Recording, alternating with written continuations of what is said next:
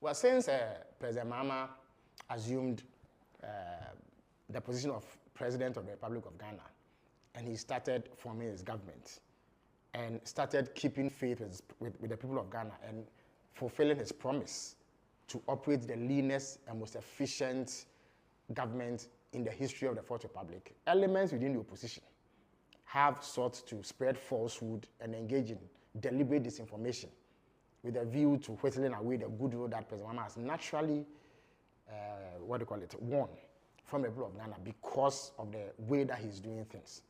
So first it started with the Honorable Apujinapo, who claimed that President Mahama has appointed 100 presidential staffers and is only seeking to make up for the shortfall in ministers by appointing more presidential staffers. Then lately, Dr. Gideon Buaku, who incidentally has worked in the office of the president before, under the office of the vice president, went out to spread gratuitous falsehoods about the composition of the staff of the office of the president and the monies allocated to the office of the president. Now, the office of the president is made up of a number of entities. So there's what we call the General Administration, Office of the Chief of Staff, Vice President Secretariat, Cabinet Secretariat, Press Secretariat, and then Policy Coordination and Delivery Units. These are the units that make up the Office of the President. In addition to these units, there are other government agencies that fall under the Office of the President. So together, we call them Office of Government Machinery. Under the NPP, the Office of Government Machinery had 26 entities. That is, if you add the units under the Office of the President. That number was made up of a number of agencies. The list is before me, I could go through all of them. But they created new entities: Coastal Development Authority, Middle Belt Development Authority, IPEP, the one that used to be headed by Howard Kumsin as a whole ministry before it was moved under the Office of the President. And then there's also the Northern Development Authority, the Zongo Development Fund, and what have you. Because President Mahama reduced the number of ministries from 30 to 23, some agencies that used to operate under the collapsed ministries have been moved to the Office of the President for budgetary purposes.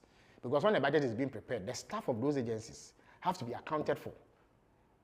That accounting has to go through a mother agency. So for instance, there was a Ministry of Information, which was headed by a minister. It had 76 directors and staff, civil servants. That ministry doesn't exist anymore. So all the directors and civil servants have left. There's no such thing. Some of them have been reassigned. Now the president appointed me as his spokesperson and Minister of State for Government Communication.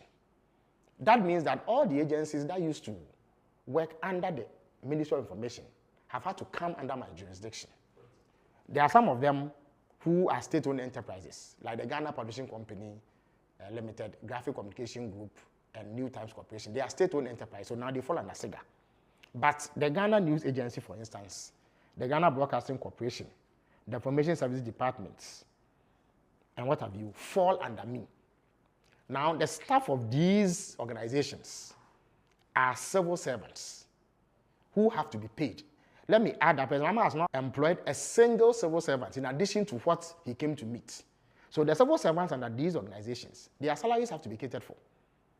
In addition to these three organizations that I have mentioned, because the National Security Ministry was collapsed, now the National Security Council, or the National Security Secretariat, the Research Department, which is an arm of the Security and Intelligence Services of Ghana, the National Signals Bureau, and the National Intelligence Bureau, which used to be called the BNI, all now operate under the Office of the President. So it is the salaries of these staff that are now being catered for under the Office of the President.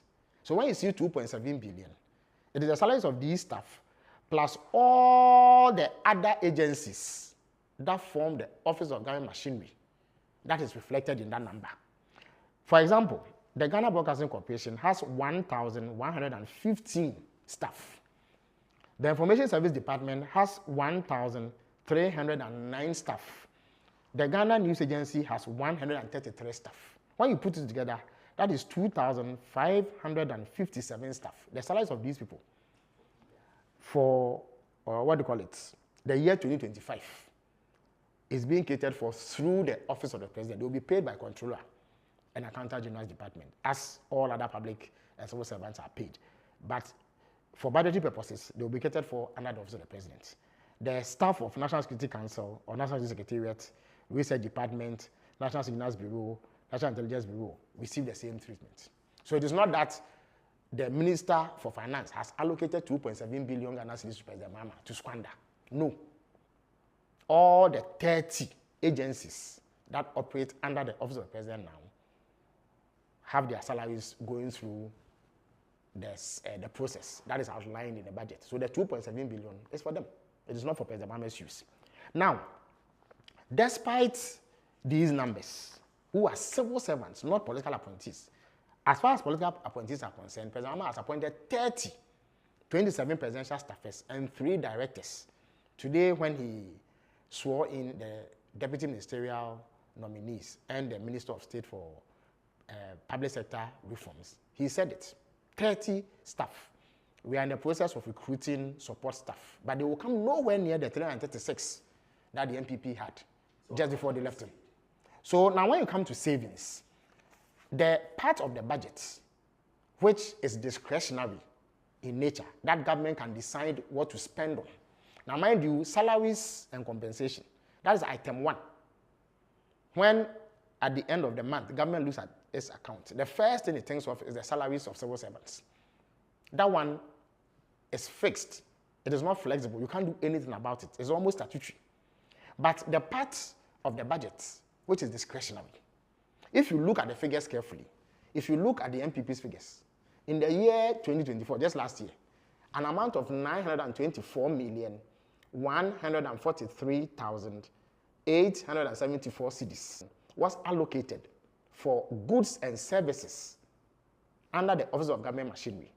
This year, an amount of 847,964,846 Ghana cedis has been allocated for goods and services. That is a reduction of 76,179,028 Ghana cedis.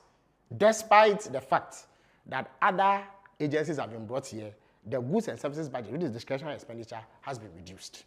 If you go to what we call capital expenditure, CAPEX, another item that falls under discretionary expenditure, last year, under President Akufo-Addo, 612,440,588 Ghana cedis was allocated to the Office of Government Machinery, whose composition I've already explained to you. This year, from that lofty 612 million Ghana cedis, 269,755,853 Ghana cedis has been allocated for capital expenditure under the Office of Government Machinery, which is a saving of over 345,322,441 Ghana cedis, if you put that together with the savings that are coming from goods and services. So indeed, because of President Mahama's commitment to operating a lean government, we are seeing a significant reduction in the amount of money allocated to the Office of the President for discretionary expenditure. What Ghanaians criticized President Akufo-Addo was the excessive misuse of public funds in discretionary expenditure. His travel budget alone, at some point in a particular year, was 68 million Ghana cedis. For the first 6 months of a particular year, 68 million Ghana cedis. That has not happened under President Mahama. So the desperate effort by the likes of Dr. Gideon Buaku and Abu Jinapor to seek force equivalence in order to equalize for the clearly irresponsible governance of President Akufo-Addo and the flagrant waste of public resources will not wash. We are aware that disinformation, blatant falsehood, and gratuitous lies are parts of the NPP's armory when it comes to waging a political battle against their opponents. But we stand prepared. As Minister of State responsible for government communication and spokesperson for the President, it is my duty to correct such misinformation. That is why I have found it necessary to engage you, the good people of Ghana, through this medium to explain the issues to you. So, 1, 11 billion Ghana cedis has not been given to President Mahama. 2, the monies that Dr. Gideon Buaku is referring to are monies going to the payment of civil servants who have been placed here because their mother ministries have been collapsed. By collapsing the mother ministries, President Mahama has made savings on the monies that would have been used to run the ministries. For instance, the Ministry of Information had 76 directors and officials. Because the ministry doesn't exist anymore, we don't have to provide vehicles for those officials. We don't have to provide office space. We don't have to pay the minister a salary. We do not have to provide the minister with a Land Cruiser and a saloon car. We don't have to give the minister a bungalow. The minister's office would not have to be set up. We don't have to give the minister support staff because of that.